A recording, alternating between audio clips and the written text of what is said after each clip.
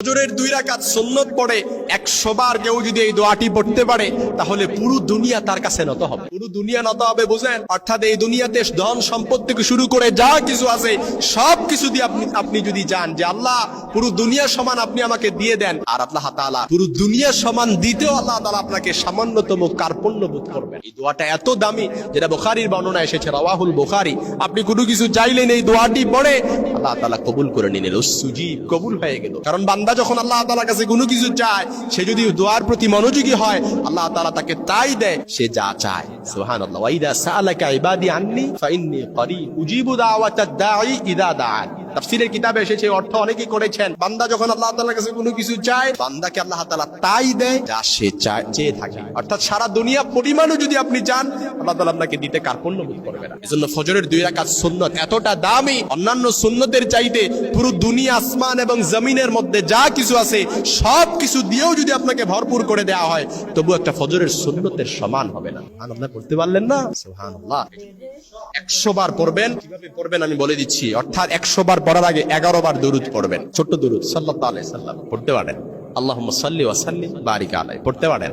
আল্লাহুম্মা সাল্লি আলা মুহাম্মাদিন নবিয়্যিল উম্মি ওয়া আলা আলিহি ওয়া আসহাবিহি ওয়া বারাকা ওয়া সাল্লিম, এটাও পড়তে পারেন। নামাজে যে দরুদ পড়েন, আল্লাহুম্মা সাল্লি আলা মুহাম্মাদ ওয়া আলা আলি মুহাম্মাদ কামা সাল্লাইতা আলা ইব্রাহিম ওয়া আলা আলি ইব্রাহিম ইন্নাকা হামিদুম মাজিদ, যেটা দরুদ ইব্রাহিম, এই দরুদও পড়তে পারেন। অর্থাৎ যেই দরুদ পড়েন 11 বার পড়বেন, তারপর 100 বার পড়বেন লা ইলাহা ইল্লাল্লাহু ওয়াহদাহু লা শারীকা লা লাহুল মুলকু ওয়া লাহুল হামদু ইউহয়ী ওয়া ইউমীতু ওয়া হুয়া আলা কুল্লি শাইইন কাদির সুবহানাল্লাহি ওয়াল হামদুলিল্লাহি ওয়া লা ইলাহা ইল্লাল্লাহু আল্লাহু আকবার ওয়া লা হাওলা ওয়া লা কুওয়াতা ইল্লা বিল্লাহ। দোয়াটা আপনার কাছে হয়তো বড় মনে হতে পারে, কিন্তু এই দোয়াটার প্রত্যেকটা শব্দগুলো এতটা সহজ, পড়তে এত জিহ্বা এতটা কষ্ট হয় না। সুবহানাল্লাহ, পড়তে এতটা কষ্ট হয় না।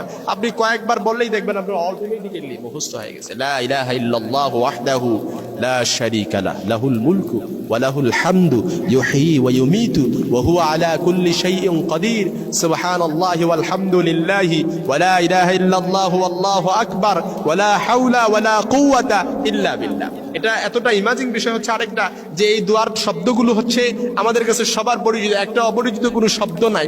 যে সূরা ফাতিহা ভালো করে শুদ্ধ করে পড়তে পারে না, কুল হুয়াল্লাহু আহাদ এই সূরাটা ভালো করে শুদ্ধ করতে পারে না, মুরব্বী মানুষ, জিহ্বা এখন ভালো হয়ে গেছে, দাঁত এখন নাই, কোনো কিছু মুখ দিয়ে আসে না, তাকেও যদি আপনি এই দোয়াটা শিখায় দেন অনর্গল সে শুদ্ধ করে বলতে পারবে।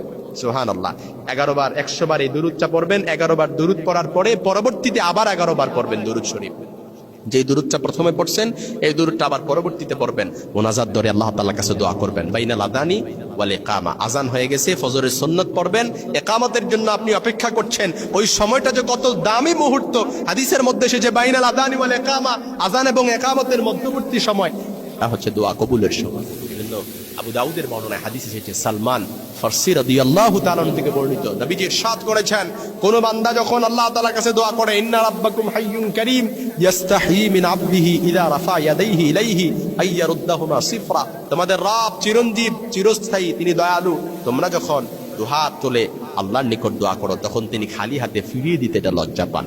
সুবহানাল্লাহ। আপনি আল্লাহর কাছে দ্বারস্থ হলেন, দুহাত তুলে দোয়া করলেন, চিরঞ্জীব, এবং আল্লাহ তাআলাকে বললেন, চিরঞ্জীব দয়ালু, আয় আল্লাহ আপনি আমার দোয়াটা কবুল করে নেন। বান্দা যখন আল্লাহ তাআলার কাছে চায় তাহলে আল্লাহ তাআলা তার দোয়াটা কবুল করেন। বান্দা যা চায় তাই তাকে দেয়া হয়। সুবহানাল্লাহ। তার জন্য যদি কল্যাণকর হয়, এটা আপনাকে মনে রাখতে হবে, যদি আপনার জন্য এটা কল্যাণকর হয় তাহলে আপনাকে অবশ্যই দিবে। আপনাকে দেয় নাই তার মানে এই নয় যে আল্লাহ তাআলা দোয়াটা কবুল করে নাই। আপনাকে দেয় নাই তার মানে এটা আপনার জন্য কল্যাণকর ছিল না, কিন্তু আল্লাহ তাআলা আপনার দোয়াটা কবুল করেছেন। যখন আপনার জন্য কল্যাণকর মনে হবে তখনই আল্লাহ তাআলা আপনাকে দিবেন। এই জন্য ফজরের সুন্নত পড়ে 2 রাকাত সুন্নত পড়ে 100 বার এই দোয়াটি পড়বেন, এই আমলটা করবেন, পুরো দুনিয়া আপনার কাছে নত হবে। সফলতা থেকে শুরু করে যা কিছু আপনি চান, ধন সম্পদ থেকে শুরু করে সব কিছু আপনাকে দিয়ে দেওয়া হবে। এমনকি পুরো দুনিয়া পরিমাণও যদি সম্পদ আপনি চেয়ে বসেন, পুরো দুনিয়া পরিমাণ সম্পদ দিয়ে দেওয়া আল্লাহ তাআলা কার্পণ্য করবেন। কারণ আল্লাহ তাআলার কি কোনো কিছু কম দিয়ে আছে নাকি? আপনি পুরো দুনিয়া চাইলেন, আল্লাহ তাআলা দিতে কার্পণ্য বোধ করবেন না। সুবহানাল্লাহ। আল্লাহ তাআলা আমাদের সকলকে সেই সমাজ দান করুন, পড়েন আমিন।